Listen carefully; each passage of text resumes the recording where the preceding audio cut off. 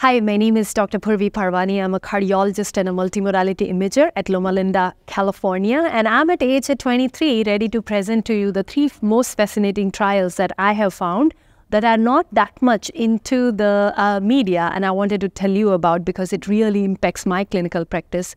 So the first trial that I have picked for you is a POP-HT trial, and it stands for the Physician Optimized Postpartum Hypertension Treatment. So we know that hypertensive disorders of pregnancy impact almost 10% of the women worldwide. 33% of the women go on, these women with hypertensive disorders, they go on to develop chronic hypertension within 10 years of pregnancy. Now, during pregnancy, heart also remodels to cope up with the additional volume that it has accumulated during pregnancy, and it undergoes severe changes if the blood pressure is high.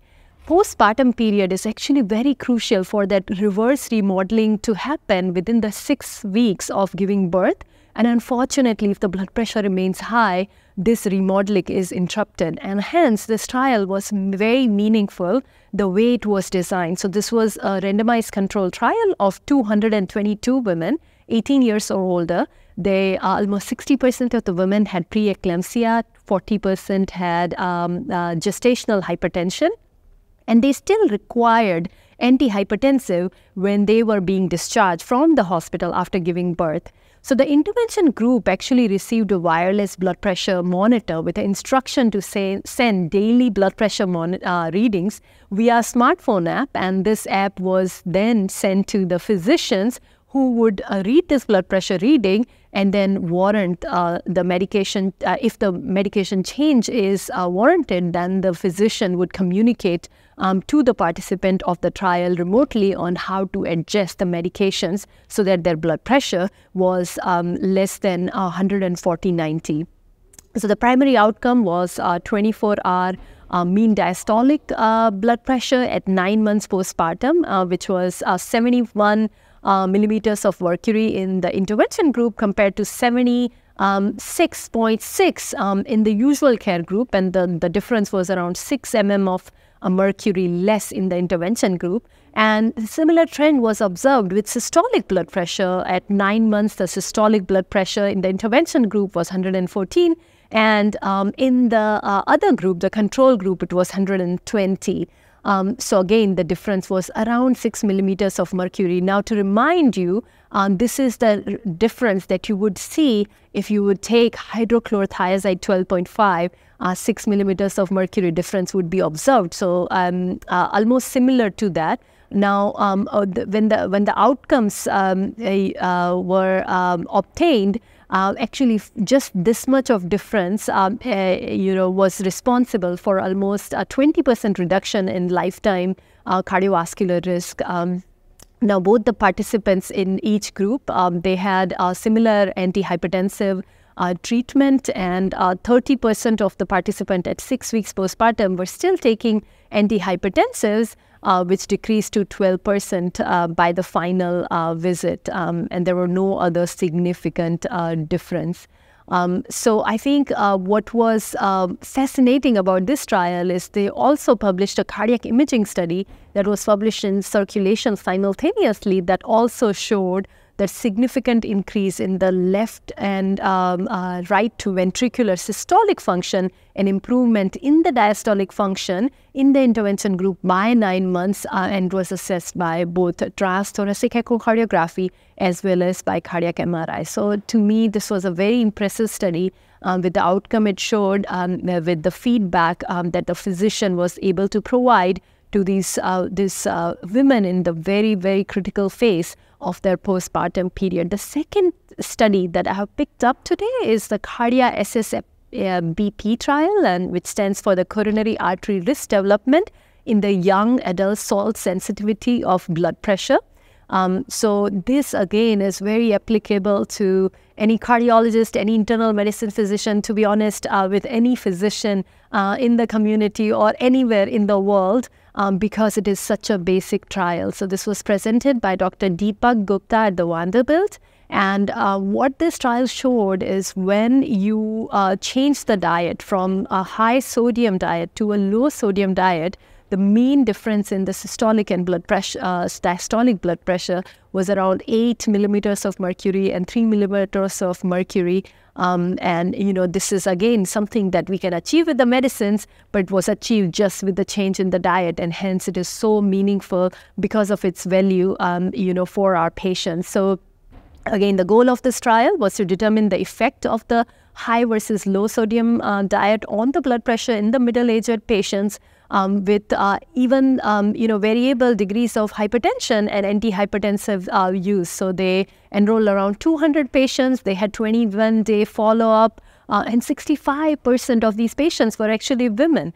Patients had to be between 50 to 75 years of age, and they could be normotensive or they could have completely controlled blood pressure, and they could be on less than 3 antihypertensive medications. So patients that had very high blood pressure or very low blood pressure, they were actually excluded from the trial. And as I mentioned, the trial, what it showed was a median 7 millimeters of mercury reduction in 24-hour ambulatory blood pressure with a low sodium diet, which was 500 milligrams per day, compared to the high sodium diet, which of course did not result into the outcome. So what was important to note was that the decrease in the blood pressure was consistent amongst all the patients, regardless of whatever antihypertensive status they had or antihypertensive medication use they had. However, when patients were salt restricted, they had more pronounced effect when they had comorbid condition or blood pressure that was higher than 125. And this is important to remember because the DASH study, the DASH diet trial that was originally, I think, published in 2002, that they had excluded patients with any hypertensive medication use. So I think that this study kind of extended the findings from that study. I think the big limitation of this trial was the short-term follow-up, which was, short duration of the intervention. They put the patient in metabolic kitchen and then ensured that these patients were getting low versus high sodium diet. So we don't know what happens if you get this same diet with low versus high salt at a longer period. The third study that I wanted to discuss, which was, the clear outcome analysis that was presented by Dr. Paul Ridger. And again, this was kind of an extension of, it wasn't the late-breaking trial. We know that the clear outcome study, the late breaker, was presented earlier in the year at ACC. And what it showed was bempedoic acid improves the long-term cardiovascular outcomes and reduces the LDL cholesterol compared to placebo amongst the patients that had established ASCVD or were at high risk of it and that were intolerant to statin.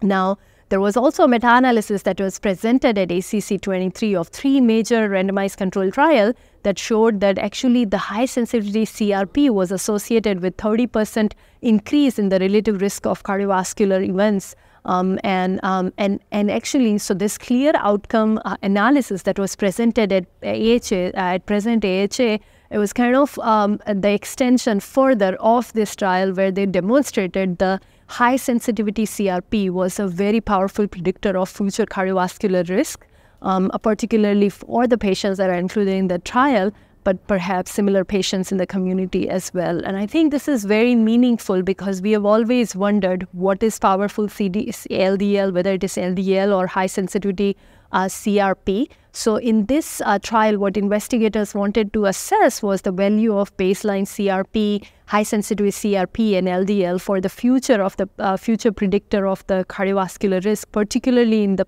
population that was not receiving any statin therapy and was intolerant to statin. So what they did was they compared the quartile of increasing baseline CRP level and the LDL level for the risk of composite endpoint outcomes, which was basically all the MACE, the myocardial infarction, the stroke, the coronary revascularization, as well as the overall cardiovascular death.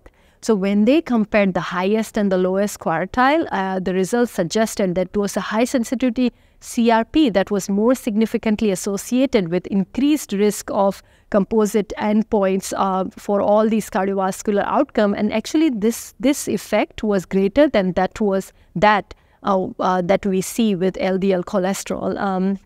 So bempedoic acid was associated with quite a bit of reduction in high sensitivity CRP, I think around 22%, and then 21% reduction in the LDL cholesterol at 6 months. And it also had consistent efficacy, for all the major events across all the quartiles of both high sensitivity troponin and LDL. However, this effect was larger with high sensitivity troponin. So again, the question that arises here that what are we actually going to be chasing in future? Are we going to see more data emerge for high sensitivity troponin? We have seen some trials for colchicine that had a very powerful data, and is this going to translate into something different?